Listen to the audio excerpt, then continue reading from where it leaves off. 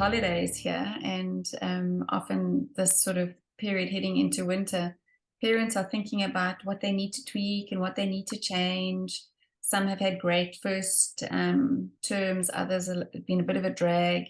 So we thought that today we would just talk about 5 ways that you can bring fun and excitement and inspire your children in their learning. So we've got 5 things we want to chat about. So why don't you jump in with the first one? Okay, well, I'll jump in first with board games because we have a few on sale. But even if you just already have board games at home, it's a great time to haul them out and let the kids keep themselves busy when it's school holidays or in moments when they've got time to do that. Because there's so many benefits of playing board games. The ones we have particularly are South African, so it's great. They teach general knowledge and language skills and things that are related to South Africa. But even if you've got other board games that, there's a money one and there's a mystery one and all kinds of famous board games that we've probably played as children too, they teach you how to follow rules. They teach you how to take turns. They teach you not to cheat and to be a good sport. And you learn the hard way what happens if you do cheat, or if you are a bad loser, or if you fight over who took the money or whose turn it is, or all those things. So it's teaching our children about relationships and consequences. And these are skills that you can't learn from your homeschool curriculum in books. You have to learn it from real life.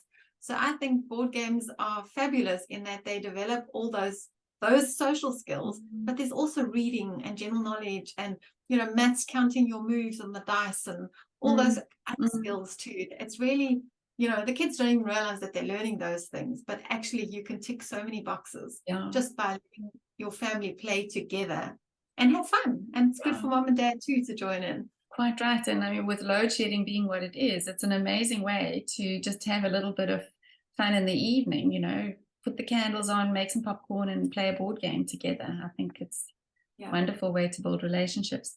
The other thing that we do a lot of, and our Footprints programs include, are outings. And I always found that they were great anchors or introductions into a topic.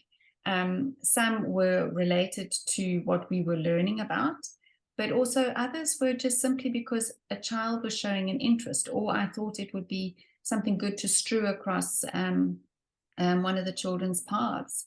And whether it was going to Tears and volunteering in the catchery, with the animal rescue organization, or whether it was learning about wine pressing, whatever we could find, we would, attempt to try and bring into a day. And that's a nice way to actually handle an outing. Is do your normal sort of school day as you need to, but set aside one day a month or once every second week to go out and be inspired by the things that they can learn outside of the home. What's your next one? Oh, the next one, you were talking about board games and how you can do it without load shedding. The next one, you do need the power on because it's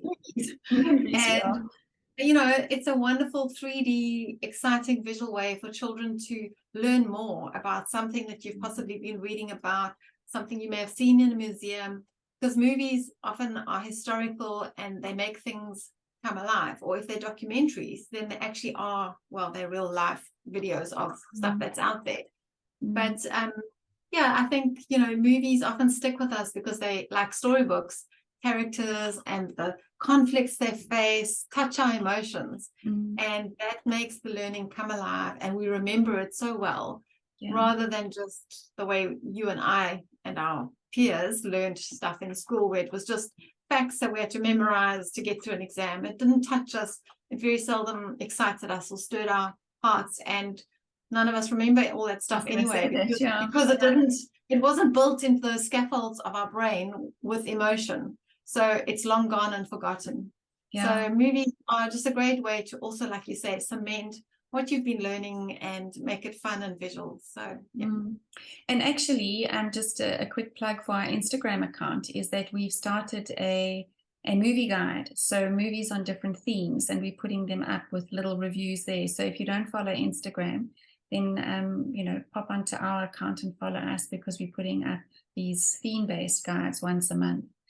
Following on from that is that in our school days, we pretty much were given a lesson by a teacher and then had to regurgitate it in a form or another at school. And then if we needed to study, it was to textbooks or little snippets of information. One of the things that we believe is that good literature should be the vehicle for your children's education. And that obviously leans into the Charlotte Mason approach that we have with all of our programs. But more than that, and many different homeschool moms watch these chats that we have. So not all of them are using a Charlotte Mason approach. So if you are using a textbook, if you're using an online and you're finding your kids are really chafing at it, start to include good literature, good storybooks, your classics, depending on how old your children are. Laura Ingalls Wilder books are beautiful. There's so many other storybooks that stir your children's hearts that you can just read to them every single day. And you'll be amazed at what connections they start to make with information. I encourage mothers of young children to start early with reading aloud, because there are also some parents that are actually not confident to read aloud. So if you start when your kids are young, reading little easy picture books, your confidence is going to grow. And as you get older, you can read the classics and other things to them. But the other option is there are also audiobooks. And I know there's some families, also some mothers are dyslexic, for example, and they don't like reading themselves. So you can use audiobooks as well to introduce your children to reading. And by your example, you're showing them that, it's good to read books and to know about good literature. So there are some other options. If you're not really a bookie person, we'll encourage you to start. Yeah, and then the last thing was real people, including real people in your children's learning adventures. And we've both had different situations where our kids have been exposed to workmen who do different things.